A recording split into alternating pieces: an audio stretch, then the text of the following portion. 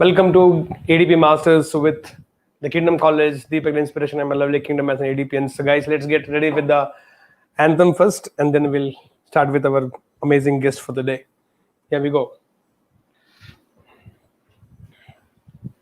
I believe I can. I believe I believe I can.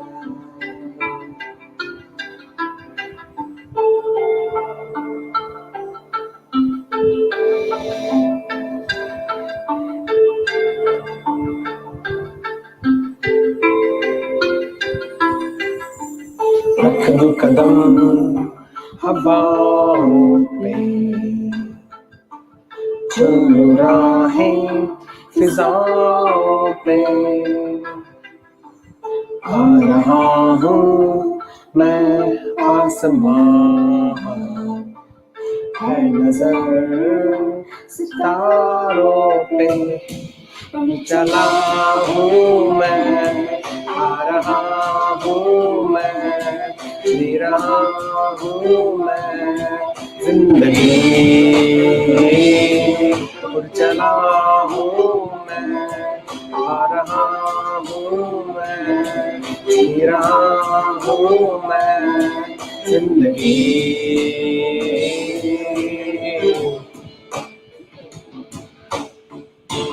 खुद पे भरोसा है मुझको यकीन हर मंजिल हो पहचान मेरी चाहत हो ताकत हो अपनी राह में खुद ही हो रोशनी और चला हूँ मैं आ रहा हूँ मैं जी रहा हूँ मैं जिंदगी और चला हूँ मैं आ रहा हूँ मैं जी रहा हूँ मैं जिंदगी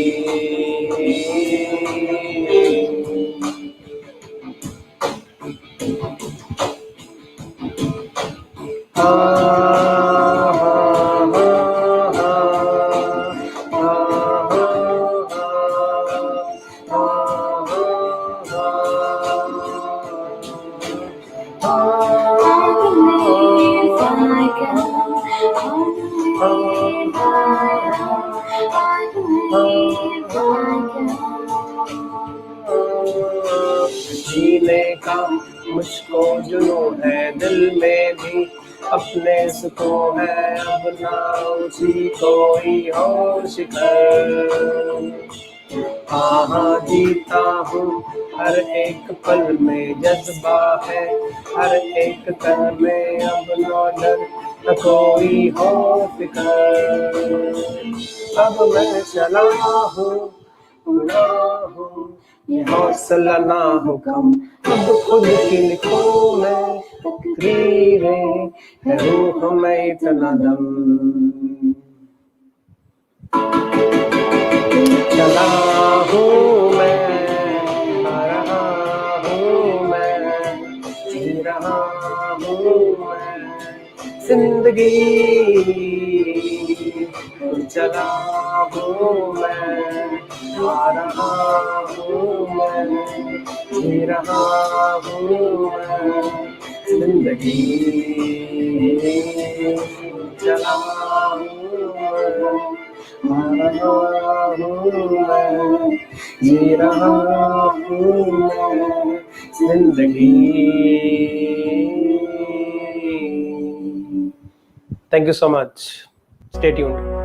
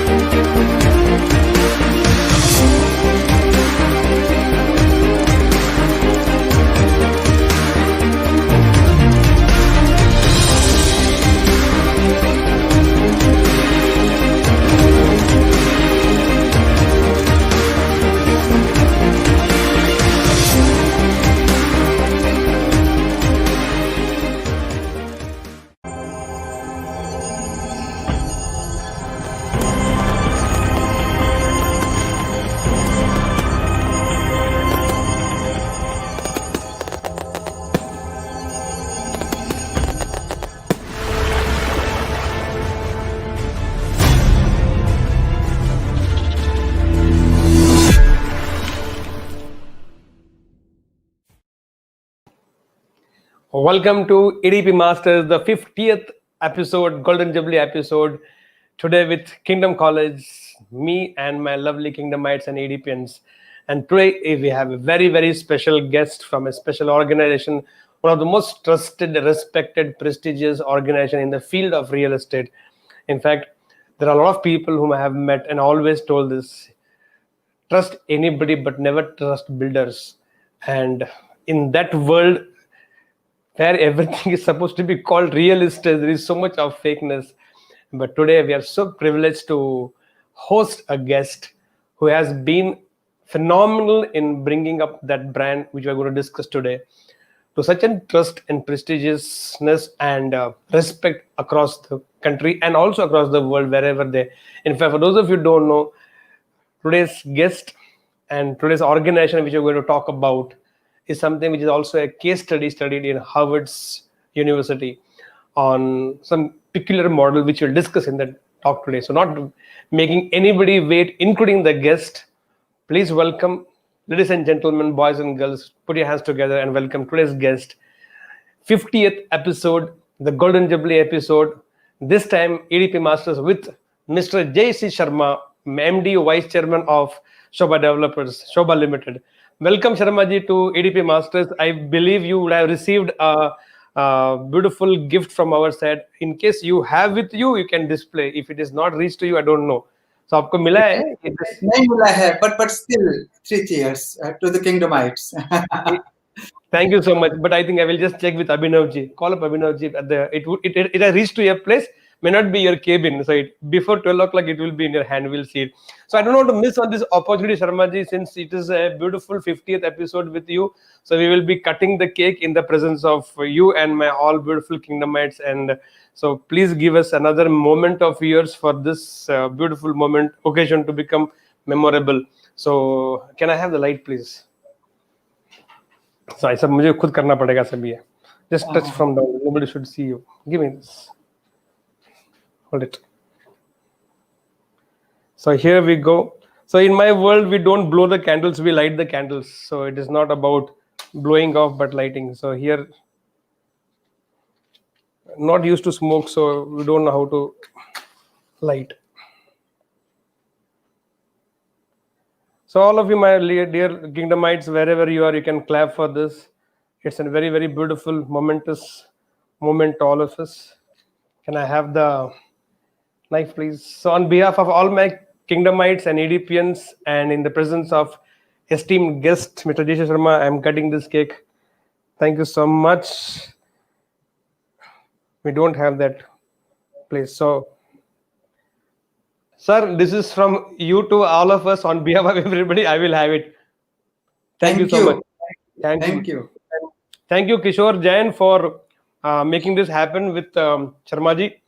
So, Sharma ji, most welcome to EDP Masters. So, this is going to be a very straight, simple, candid interview with you. Where you don't know what questions I'll be asking, and I don't know what answers will be coming. So, we'll just go spontaneously with the entire thing here. So all my management students will be. So much before we start anything, if you want to say something on this, because it's a very special occasion for you. For you, it is the first interview, but for us, it is the 50th entrepreneur to be talking to. So any thoughts, please share. Deepak ji, good morning, and good morning to all of you today who are watching and will be listening to this program in times to come as well. Thank you. New experience. Somewhere, I think an initiative has been taken to see to it that India's youngsters today, they are being an alternative thinking, a practical thinking, and a management guru who is hands-on, not only on the academic front, but otherwise trying to see that their potential, whatever they have, they possess, which all of us do possess, how to tap it, how to unlock it, and how to make it as a beautiful trophy tomorrow in their journey, in our country's journey, in this world's journey.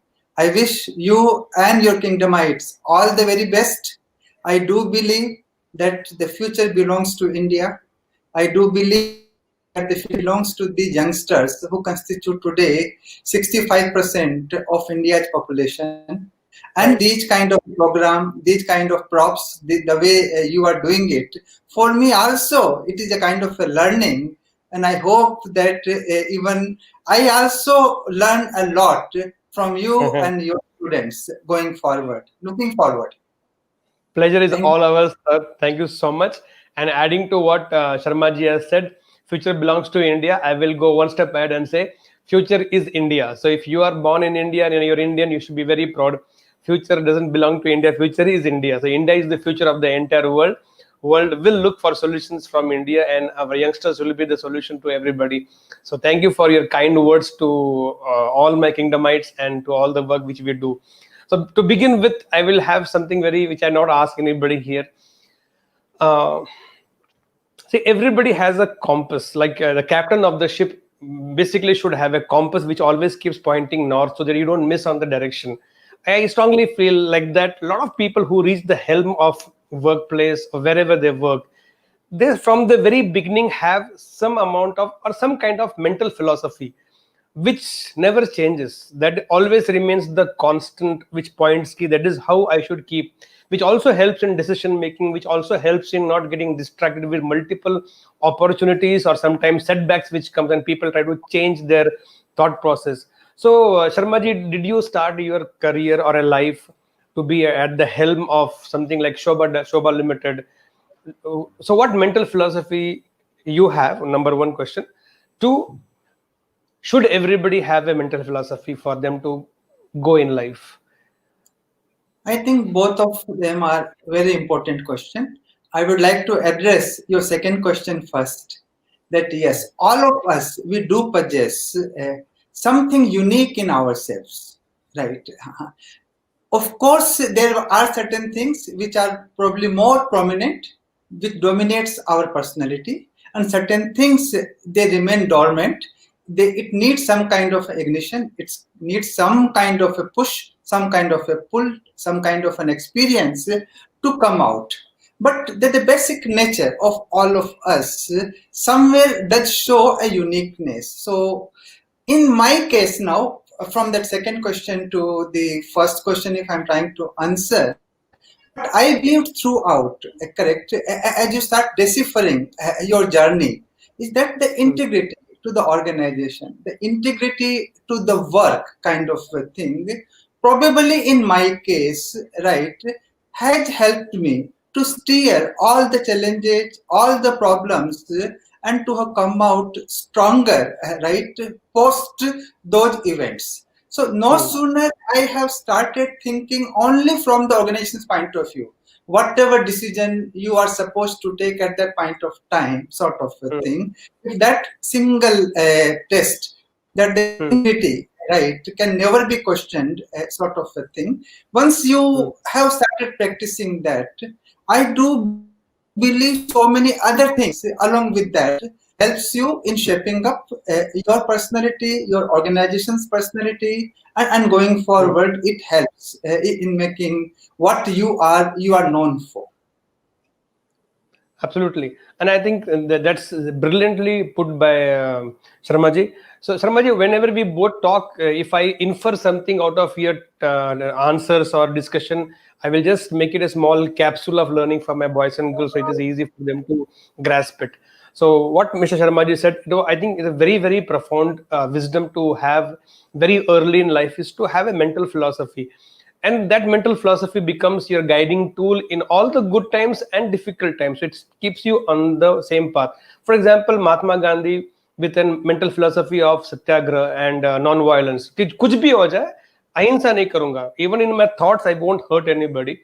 Now, no matter what he goes through, I think that is a very, very important a value system which everybody should have. And I think Sharma ji is having the integrity towards your organization. So organization is first, then everything else comes. My needs, my likes, my dislikes, everything is subordinated to the purpose of my organization, is what basically a mental philosophy what Sharma ji is practicing. And I think like that, if integrity means everything to him, what is it, boys and girls? You will hold on to one thing. It may not be integrated because, as I said, uniqueness of everybody is so different, so special. So what is it that you will have for yourself which will never deter no matter good times or bad times. So in good times you will not be tempted, and in the bad times you will not fall. So that is what you will stand for. I think that one important mental philosophy I think everybody should have.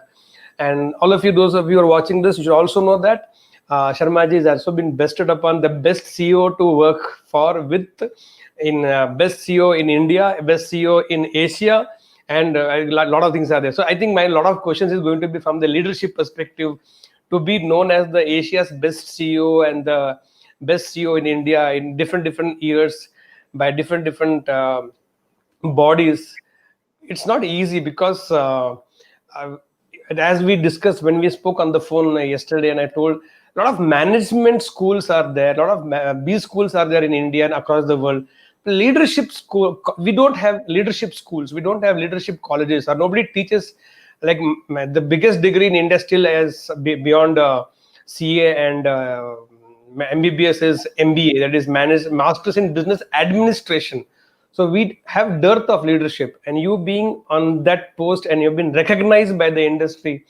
So see, it's a huge subject by itself. But if I have to ask this question to Sharmaji, ki, what was that your style of leadership which you gave always the edge, and people love to work with you and don't mind accepting your leadership wholeheartedly? So what were those 1, 2, 3 or 4 आपके अगर whatever comes to your mind ki these things have made me the best person or best CEO or best leader to work with? So if you can put into some concepts. See, the best or not the best kind of a thing is a relative term. Others will determine, and sometimes we may or may not get this kind of what you call awards, recognitions, or aspirational value system which we yearn for and may not get. But what is more important is, in my view, that somewhere your ability to take a decision, correct, which is in alignment with the organization, which consists of sometimes the owner, the majority shareholder, or the complete shareholder, because after all he is interested in ensuring that his organization survives, thrives, and manages a healthy profit, a healthy cash flow, and a good name, sort of. This is what an owner always looks for. At the same time, employees have their own challenges, whether it is the job, whether it is the promotion, whether it is the incentives, whether it is the recognitions, right, whether it is giving them greater responsibilities.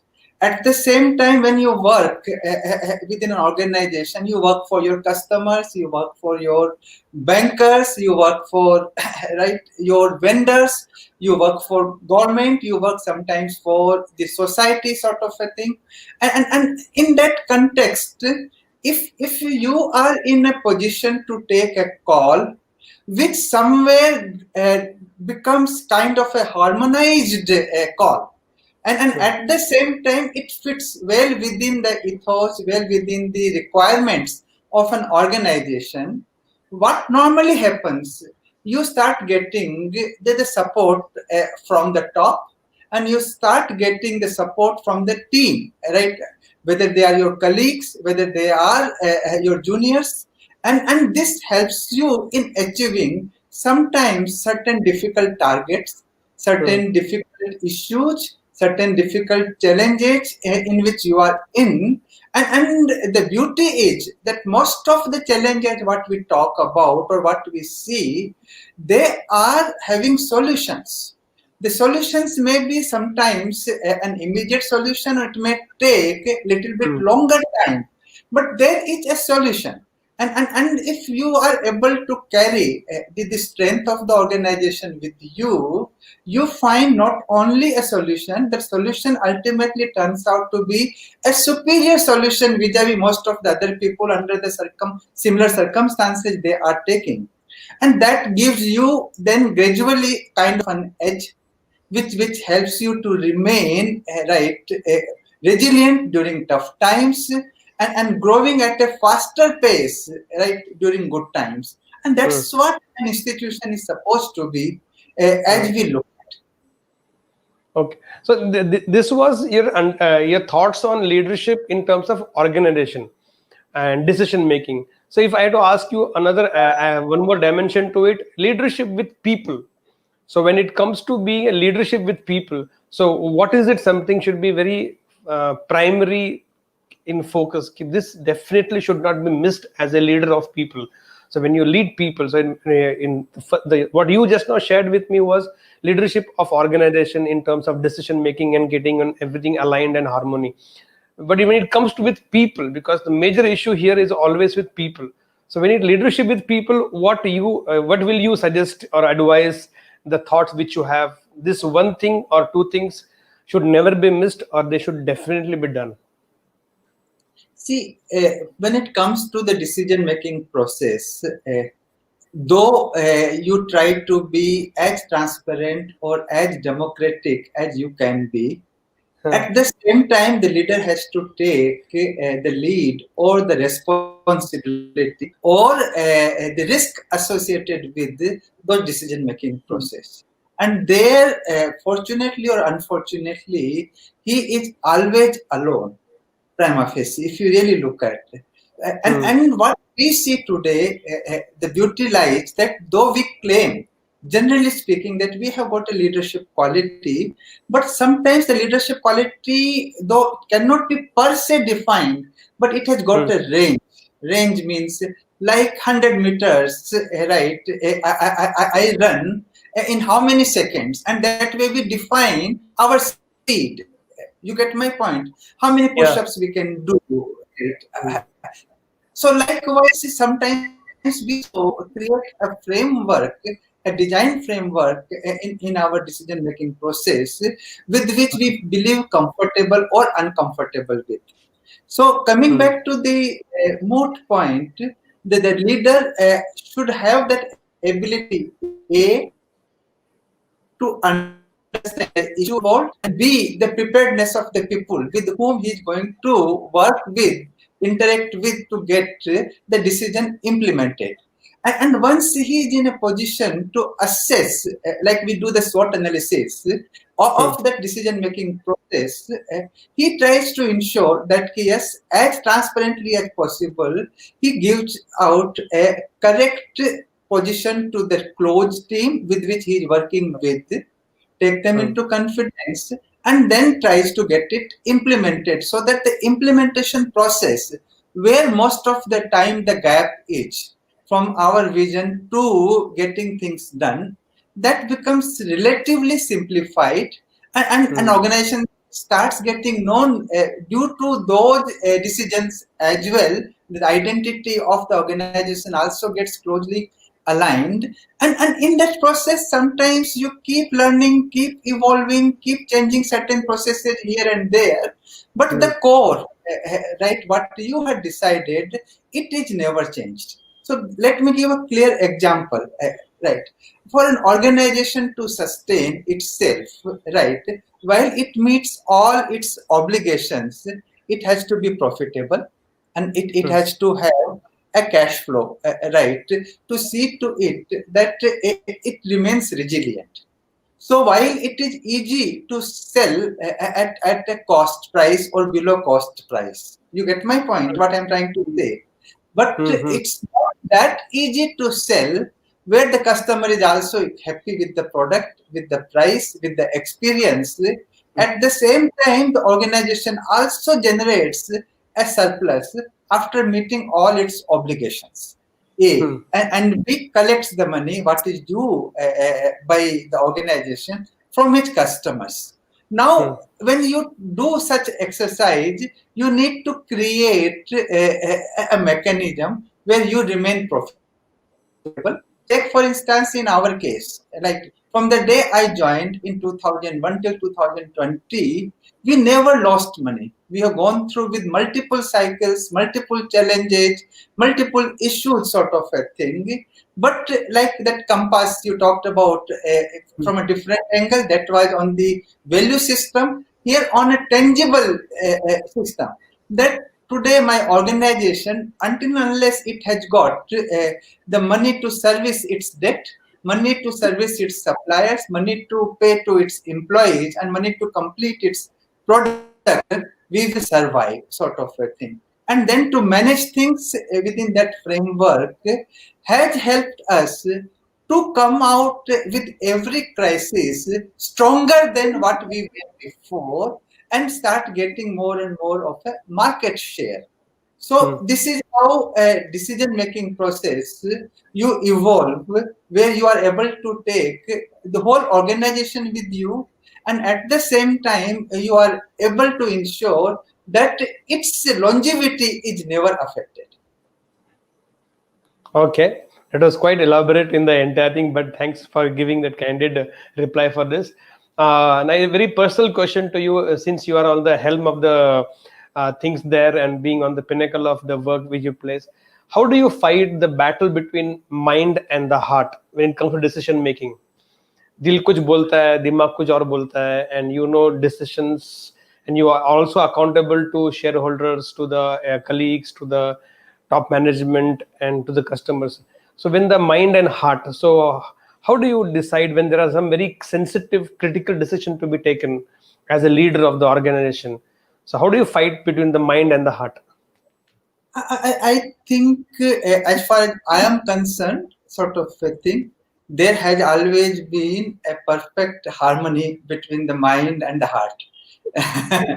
This is what I have experienced, kind of a thing, because from the day one, I can say with confidence and conviction, kind of a thing, when it comes to the decision in the name of the organization, kind of a thing, come what may, right, there will be no compromise to the best of my ability to think and resolve, sort of a thing. Even to that an extent that right, you have that moral conviction and courage to work with your board, work with your owners to see to it that you are able to communicate. Of course, once the decision is taken, you are part of that decision. But when an opportunity is provided, correct, you always align your mind and your heart to see to it. I'm only talking from the organization's point of view, kind of a thing. And you're always at peace after having taken that call, because there was never any kind of a conflict of interest in my life. Now the challenge, because this younger generation, no, their mind and heart are never in place. For example, to give you, you will be able to relate with the entire thing. Body is in the college, mind is somewhere else, and heart is some other girl or boy.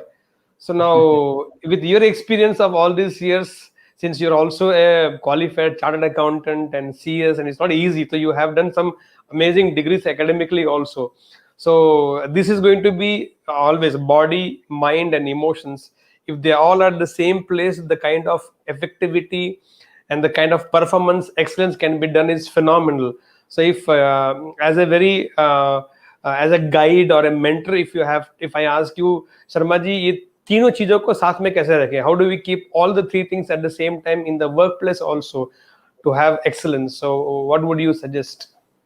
I believe first thing first is that the potential of a human being, it's just beyond our comprehension, sort of a thing. It is not by an incident or by accident, kind of a thing. Somewhere in our Shastras, we say Aham Brahmasmi, kind of a thing. We can attain the Lord Brahma, right? So to such an extent, the Atma Paramatma kind of combination is there. At the same time, right, we have senses, 5 senses, all of us we know, and we go through with right at the various stage and various age of our lives with all such senses, where some senses are more prevalent, more prominent than some other sense, kind of a thing. At the same time, I think today's youngsters, this is my belief, right? They are far more intelligent, far more capable, far more clear-headed. And on top of this, right, what we have also noticed, that during our lifetime, the parents did not have that many opportunities when they were working and this kind of a world was not existing. So you had somewhere very limited distractions. Now the world is one. In whatever is happening anywhere kind of a thing, thanks to the technology, thanks to India at that cutting edge of the technology, we know whatever is happening wherever is happening. So a football match being played in Europe, or a baseball match is played in America also is watched by Indians and the other nations. So you have become a global citizen, and in that global citizen, though the distractions are many, at the same time, the clarity of thought that yes, they have to achieve these XYZ things in their life, in my view, is also there. The standard of education also has improved. It has become, in my view, more practical, more updated than the theoretical one sort of a thing. At the same time, my belief is most of these teachings, which is relevant, which has got its own value as a case study, but most of the students, they have to live with it in their own way and overcome it. There is no substitute for the experience, and there is no shortcut to achieve excellence. So these students must keep these things into mind, that they have to have enough patience to achieve the bigger goal. You can take example of anybody. We only get carried away by the success of that guy, but the efforts being made by the same person who is successful is just immense. And one becoming successful with tens not becoming successful also is equally there. So they have to believe that yes, I may not be successful as much as the real successful guy is, but the journey definitely will be beautiful, and the learn what you get during that journey kind of a thing, in my view, will be your real assets. Rest, if it happens, consider yourself blessed. Otherwise, still life goes on. Exactly. Thank you so much. Thank you so much.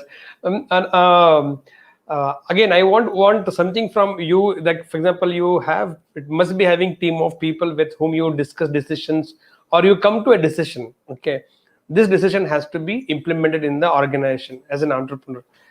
Now, if the people who are very next line or second line, who are supposed to be the one who are going to execute it, their participation in the decision is very, very important. Suppose few of them in the team are not agreeing for the decision, or they have little contradiction, and most of them may not voice out. They keep with themselves only. It happens ki in front of the boss, how to tell boss will feel bad, it will affect my increment, it will affect my numbering and all these things, and they're they're half-heartedly involved in the entire thing. So when there is a conflict, I won't say conflict, but if there's a contradiction with the next level of team, execution team, so as Sharmaji, how do you resolve it and bring harmony among all of them? Or it is that this is the decision, this has to be done. So how do you deal with this? I will give you many such examples where I do agree with you. We do take a decision when we go for a decision making process, correct? Sometimes you take it the way you want it, because you are responsible for taking the decision, and you know that if you not take the decision, the consequences will be far more worse. But most of the time, once the framework is set, the process improvement part, or certain incidents, certain accidents which doesn't work as per the script kind of a thing happens, and you do want to assess the views sort of a thing.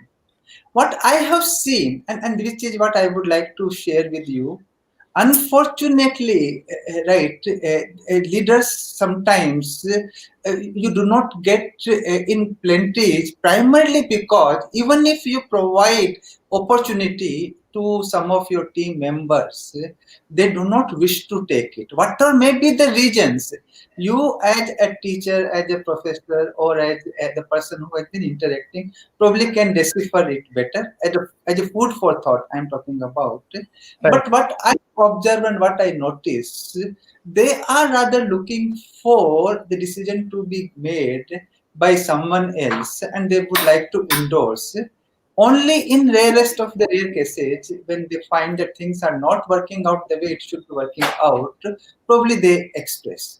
So my belief on that basis is that you also become over a period of time through experiences that how much time you should be allowing, how much authority you should be giving, doesn't mean you are not allowing the freedom of expression, but from a decision making point of view, to see to it that the process doesn't become bureaucratic.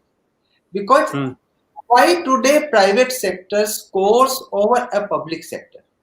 Primarily, the reason is not that the public sector did not have the advantage, right? Whether it is the bank, whether it was Air India, whether it was BSNL, MTNL, it is primarily that they spend lot of time in so-called taking a decision which is never taken, sort of a thing, and in that process they fall behind the curve. Right. Whether the decision is popular or unpopular, the leader has to be clear that he is not running the organization as a popularity contest where he has to win all the time. He has to behave like a doctor also, a surgeon, like a surgeon also, sometimes like a soldier also, to see to it that certain sacrifices, if they are required, they must be made. So from that perspective, what I find that most of it, when it comes to the decision making which involves the sacrifices, some of us we backtrack. So in your decision making process, I would request that try to make them bolder. The Indians are afraid of taking right decisions because of the failure fear, because of how the peers will talk, how the parents will talk about their failure. Right. Failures are to be celebrated. At the same time, failures need not deter us. Failures must be encouraged in some way. So if Correct. that part becomes a culture, maybe tomorrow such thing I have experienced will get diminished. But big picture remains that the leader has to take the call.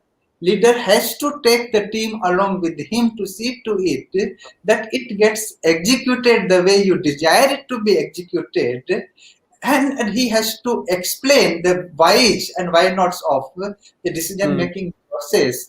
But he need not win a popularity contest when it comes to the interest of the organization.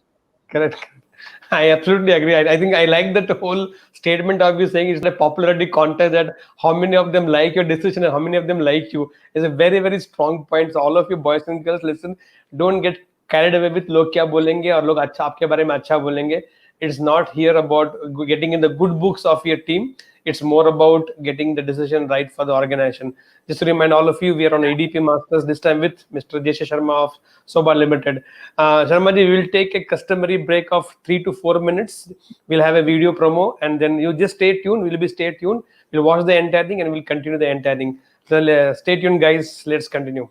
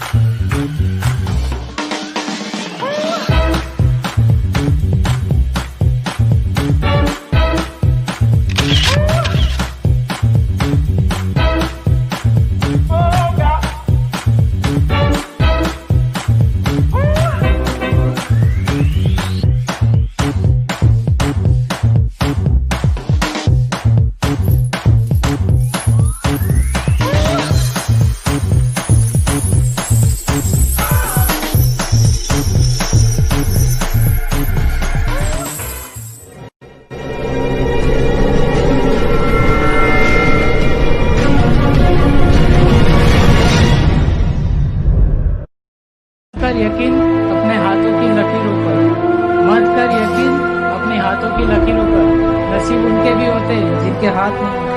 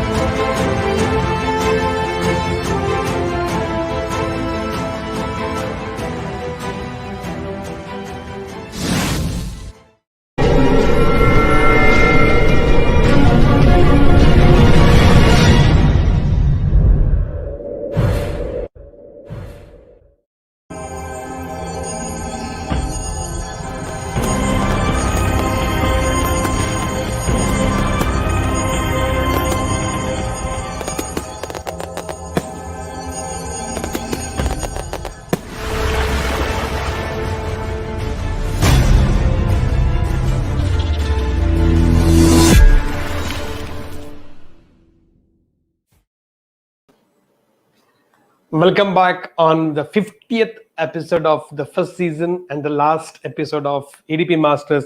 This time with Mr. J.C. Sharma, MD Vice-chairman Sobha Limited. Welcome back, Sharma ji, on 50th episode. And this we have reached, but since for some COVID reasons, your secretary is having it, they're not allowing it to reach to you. So, आपके पास पहुंच तो गया है हम लोग का gift. So you can collect from Ravi. Your secretary is having the gift with you. Anyway, thank you for being there with us. Hanji? It has gone to my office and I am doing it from my home. Oh, it has gone to your home only, I suppose. Anyway, मिल जाएगा आपके पास पहुंच गया. It's okay. It's there with you. It always remind you for lifetime. Anyway, Sharma ji, for anybody to be an entrepreneur, we always talk about we need knowledge, we need skill, we need attitudes, and it defines an entrepreneur. And you being a qualified chartered accountant and a company secretary, and now you are a CEO of an organization. Do you think the knowledge base plays a very important role? Or if you say that if you want to be a CEO of an organization, doesn't matter whether you're a commerce background or a science background, or it doesn't matter whether you're an arts background or you are a marketing background, if your basic qualification, the knowledge base, does it play a very crucial role for somebody to be an entrepreneur? So if yes, then what kind of knowledge should be there from an entrepreneur's perspective? So one is academic qualification. Will that become a strength or will that become a blockage? Because being a finance guy, does it make a great CEO? Or being a marketing guy makes you a better CEO? Or making an HR guy makes you a better CEO? Or engineer background makes you a better CEO? ऐसा कुछ है क्या? If something like this is there? I think a beautiful question, and it's very, very relevant, especially for the youngsters, right, who are listening this program. To begin with, education as such definitely enriches your life, definitely makes your decision making process better, definitely ensures that you have got a mental faculty to distill and to take a call, which otherwise probably, in my view, I will come back to that otherwise part also, you would have taken an inferior decision in most of the cases. So the education as such can never be undermined. At the same time, we need to look at that what is education? It is at the end of the day the aggregation of multiple knowledge, right? We have learned and we are giving it in a prescribed format. The format also may be different, but then we are trying to give and imbibe it to our students. The entrepreneurship is something much more greater than this. That also one has to understand. In case of professionalism, right, what we do, we offer our services to someone at a cost, at a price, where more or less we predetermine that value as per the conventional norms I'm talking about. Correct. Right. Right. So if you are a BCom, MCom, you get paid X. Right. If you are a chartered accountant, you get paid Y. If you are a company secretary, a cost accountant, you get paid Z, sort of a thing. So there is some kind of a system, because it is required from an orderliness point of view, it from a design perspective, from a framework perspective, kind of a thing. Similarly, for a doctor also, a normal MBBS doctor, and then the MD, and then the DM kind of a thing. For an engineering student, for an MBA student, also likewise, we have created certain silos, you call it, certain mechanism, you call it, to assess someone's capability part. But that capability is theoretical, but it helps the other party to pick and choose based on that empirical evidence. But when it comes to the entrepreneurship, it is, in my view, and this is what equally critical for all of you to appreciate and understand. Entrepreneurship is always about giving, not about taking. Trust me. Until and unless we do not teach that thinking, that you need to be always in that mode of giving. Giving to implies better opportunities, right? Giving to your customers a better product, a better service. Giving to your vendor payments, giving to the government, it's huge. So and even if the surplus is left, though the government has also mandated 2% towards your corporate social Yes, responsibility, but to give it back to the society, only the right for that residual value. But since it empowers you so much to control the decision making process, we aspire to become the entrepreneur. So the learning has to be that while we get educated to learn the right things, to make lesser amount of mistakes, because this is the age which is otherwise may not be of that use to even work also.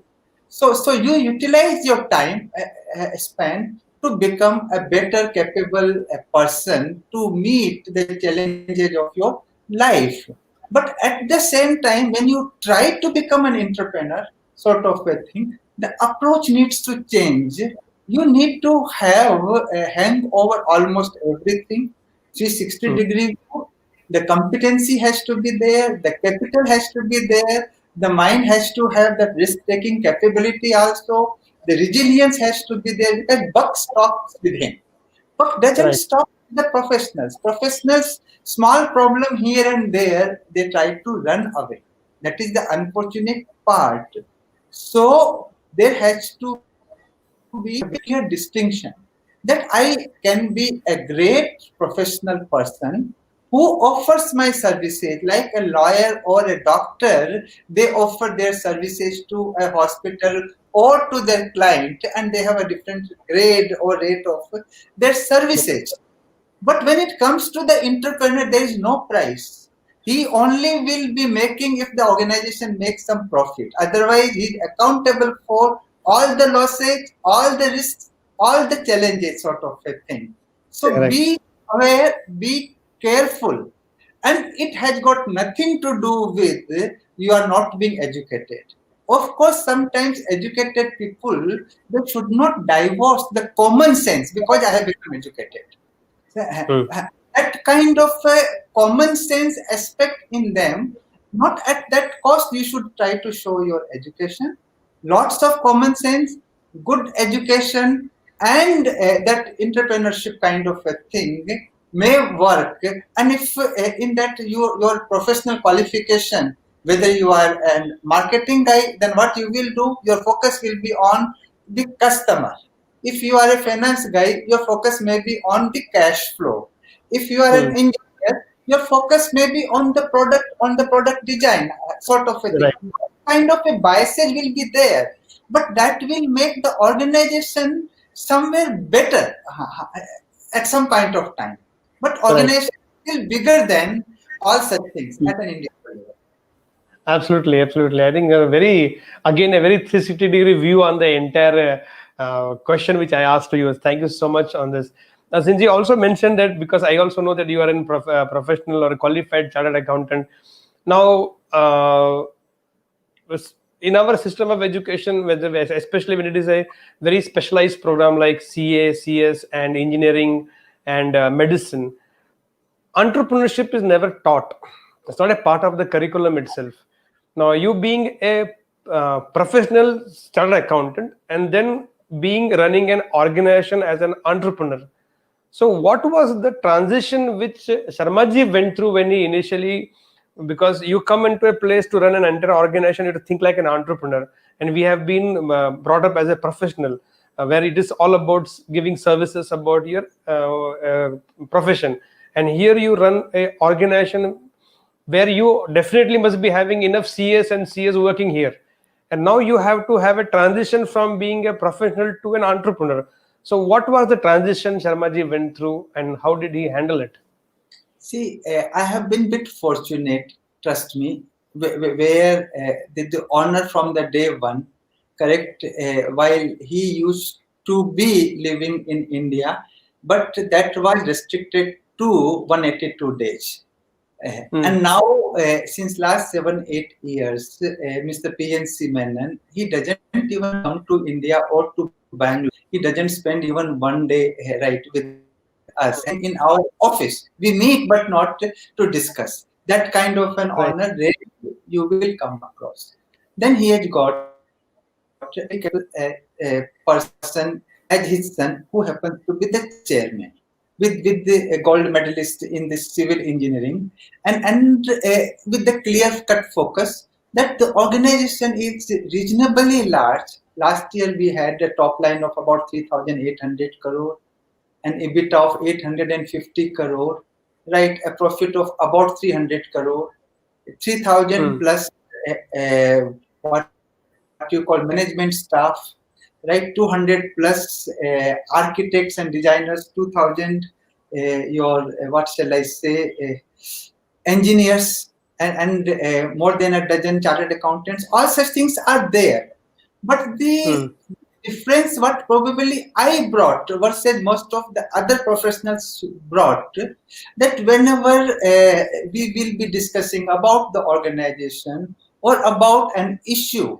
right, they have always found out, and this is not only with this organization, in all the organizations I have worked, where singularly for that honor, I have remained one of their most trusted employee in their lifetime, because whenever he was present, the owner was present, and a decision was taken, the way I have argued or presented my case for a particular decision strengthened the belief of the owners that it is better that JC Shah, who happens to be by the profession, has decision than even we would have taken in certain cases. So that kind of a belief, right, with my conduct, with my transparency, I was able to demonstrate. And same logic applies to my team members, my colleagues also. It is not that it is restricted to that honors only, because acceptance has to come from the people with whom you work day in and day out. So this is something which I believe is doable because I am the right example, and that is what I am trying to share it with you and through you to your students. That decision-making process, don't make it too complex. The entrepreneurship part, do not make it too complex. Try to keep things a bit simple. And when I try to say keep it simple is, that try to see to it that the decision what you are taking is going to help the organization. Like we talk about our mother, the way they take the decision about the children, about the husband, and about the family. The lady, right? It's simply 100 out of 100 most of the time, kind of a thing, selflessly. Correct. So that is one example all of us we see in day in and day out kind of a thing. We Right. should make our parents, our mother, our teachers sometimes, they remain where they are, but they allow so many of their students to bloom, to become the global citizens and run Right. global organizations. How? With their selfless services, sort of a thing. So that selflessness part with experience should make you a good leader is what my belief is.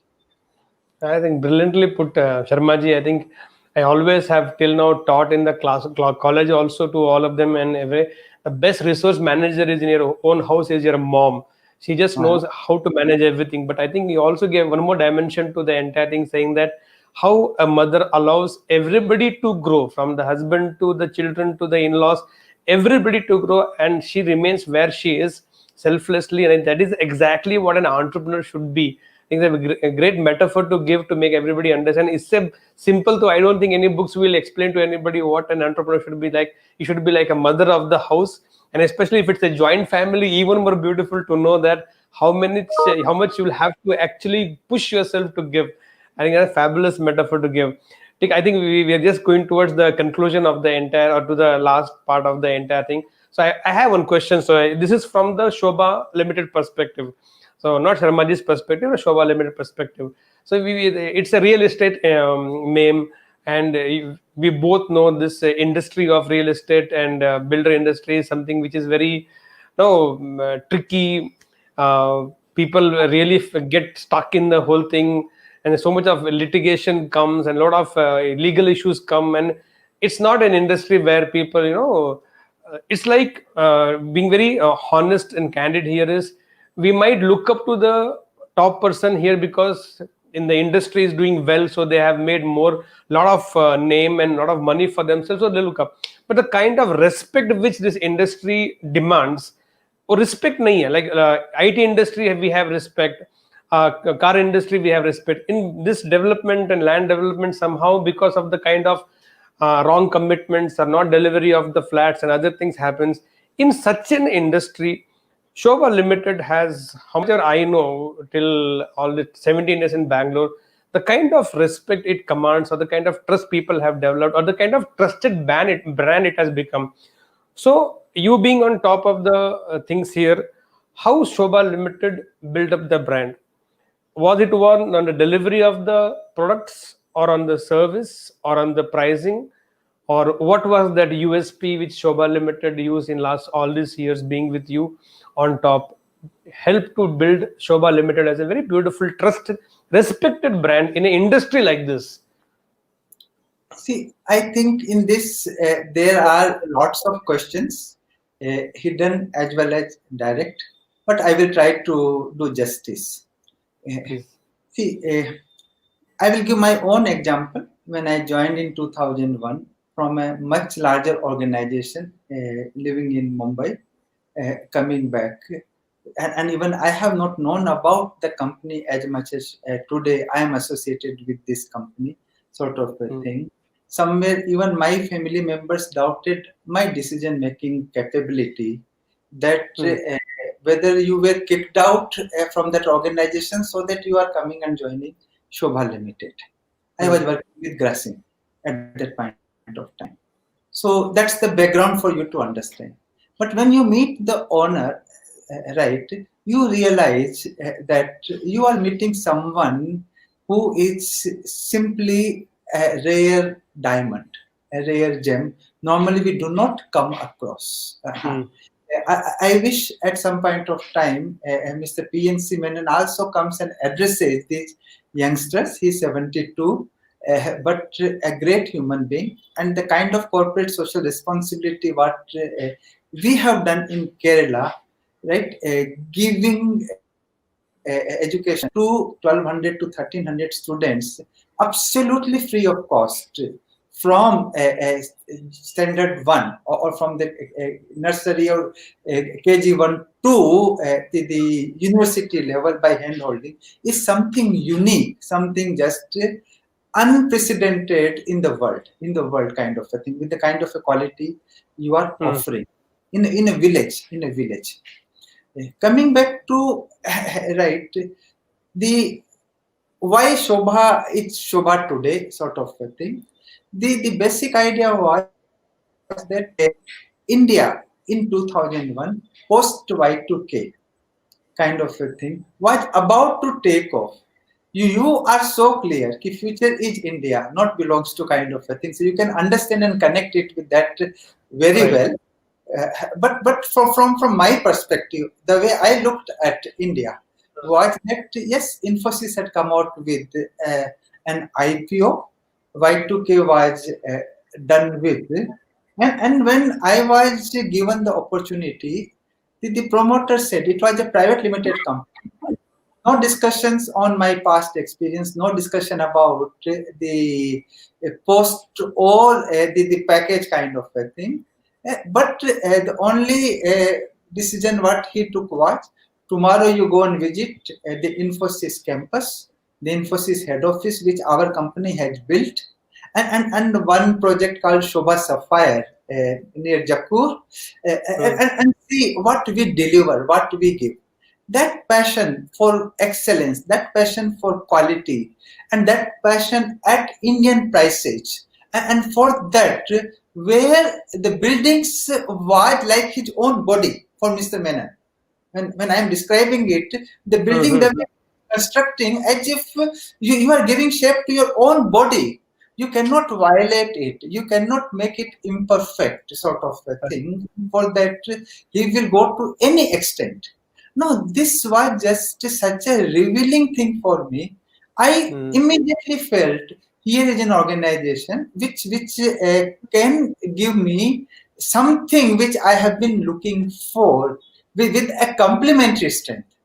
I come from a finance background, from a commercial background, and it's a civil engineering company looking for someone who has got this kind of a complementary strength and probably can add value to right, that one was already there. Then we all are zeros, but then that zero has the value of multiplying that one by 10 times every time.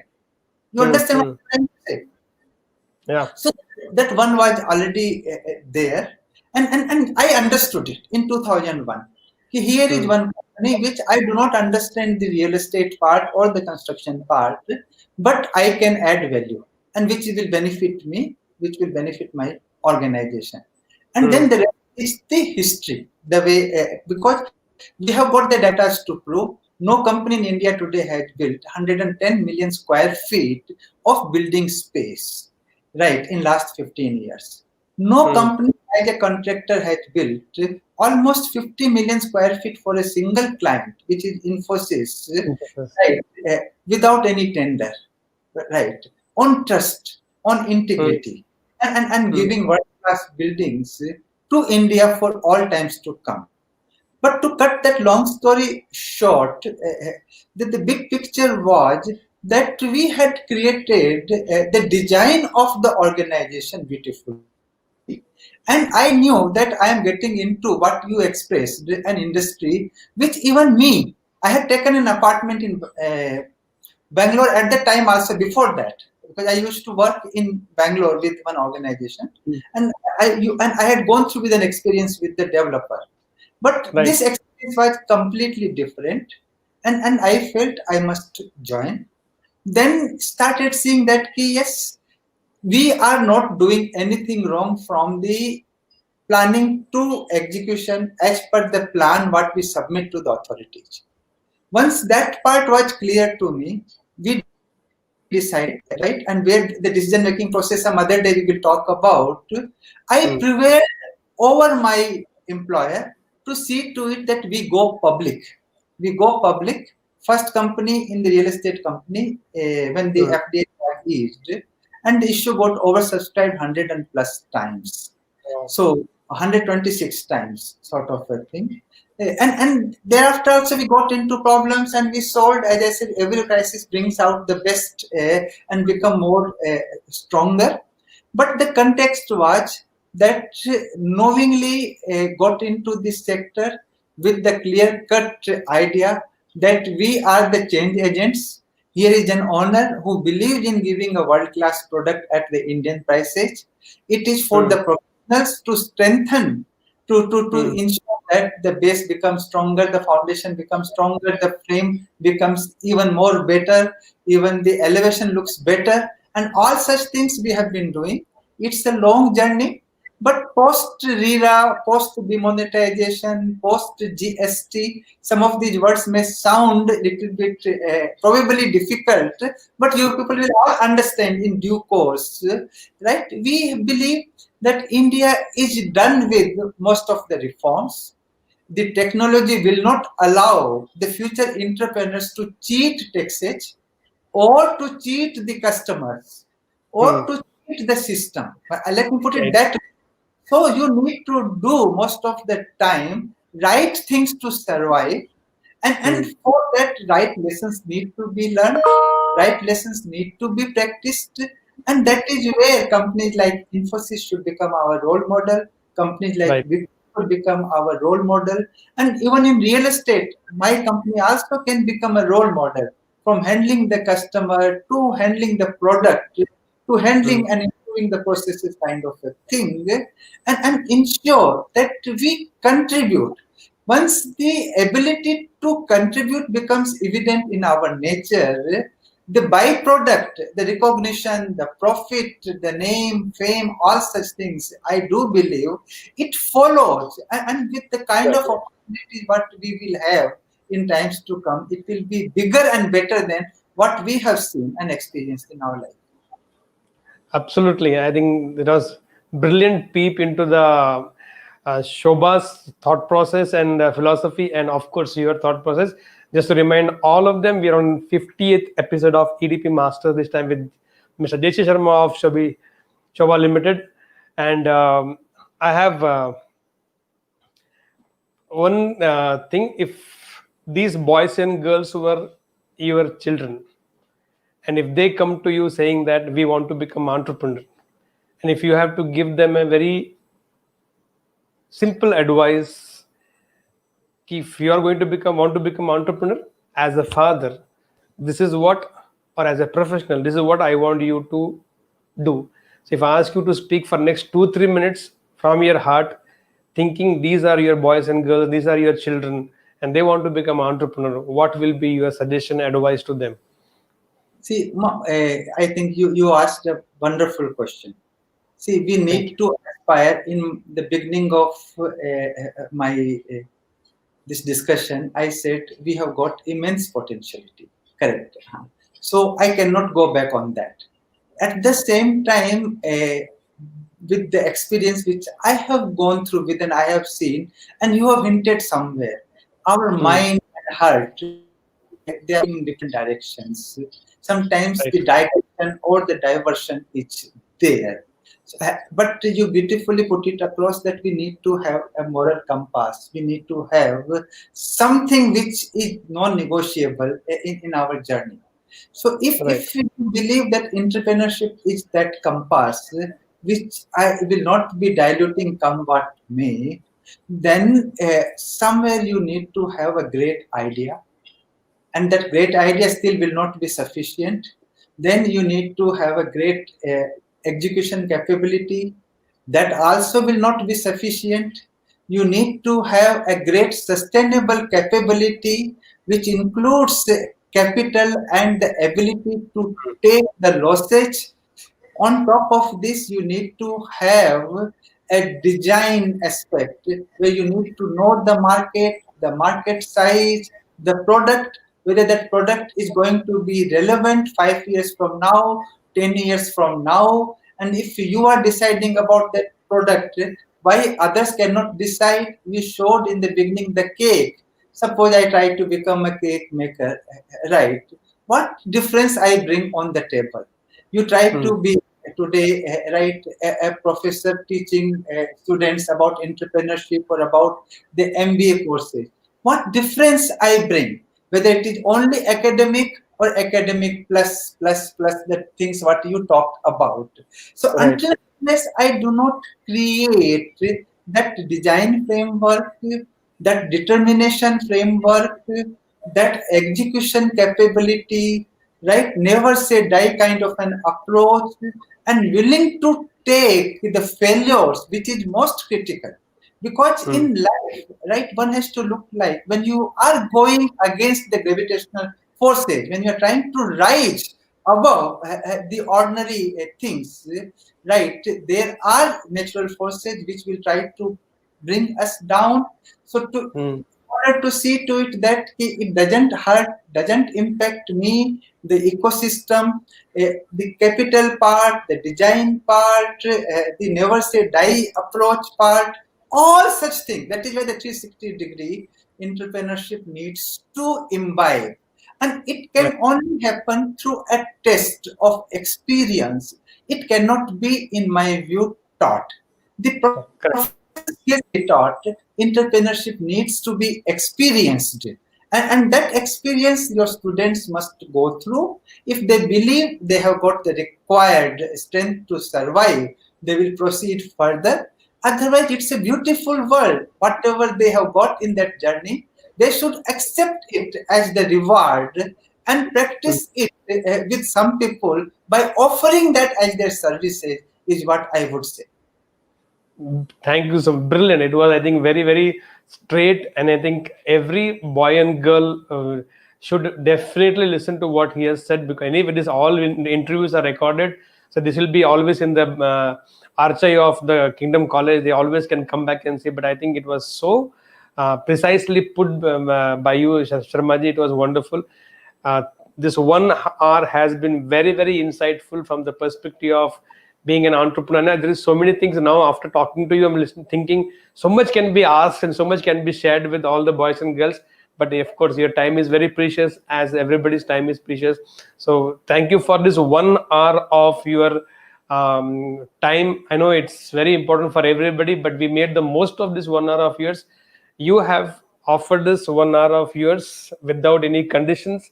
So as a written, I work with people for, I have already shared with you, I have tremendous expertise with people, and whatever I do. So I offer my 2 hours to you or your organization whenever at your convenience, mutually, whenever you feel you can need my services wholeheartedly. You gave your 1 hour to my boys and girls. I'm willing to give my 2 hours. So I owe 2 hours to you anytime in your life. As long as I'm alive, I'll be there for you and Sobha Limited. So please do consider this contribution from our side. There's the best thing I can give is I only have time and wisdom, which I share with people. So whenever you feel it's required, let us know, let me know. I'll be there at the convenience of you and me.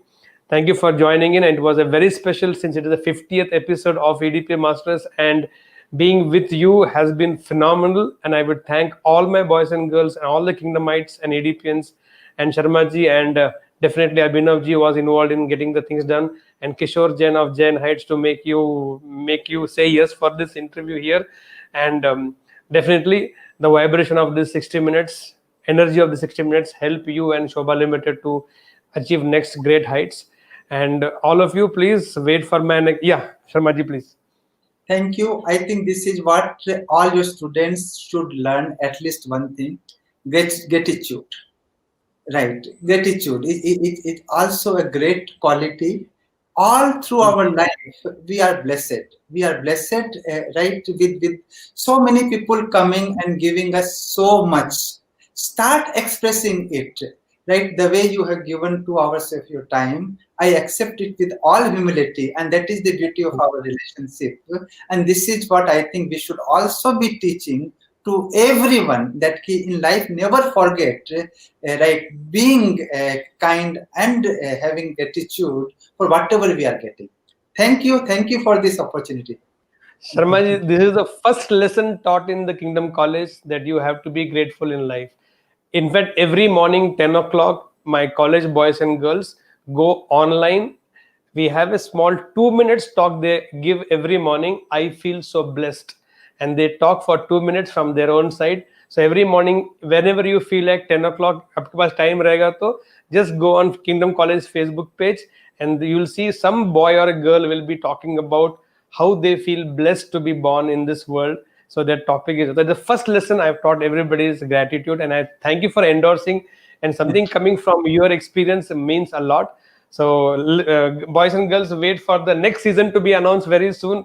With this 50th episode, we conclude the first season of EDP Masters. And thank you for gracing this occasion, Sharmaji. Wish you all the best. Be God with you. Thank you so much. Thank you so much.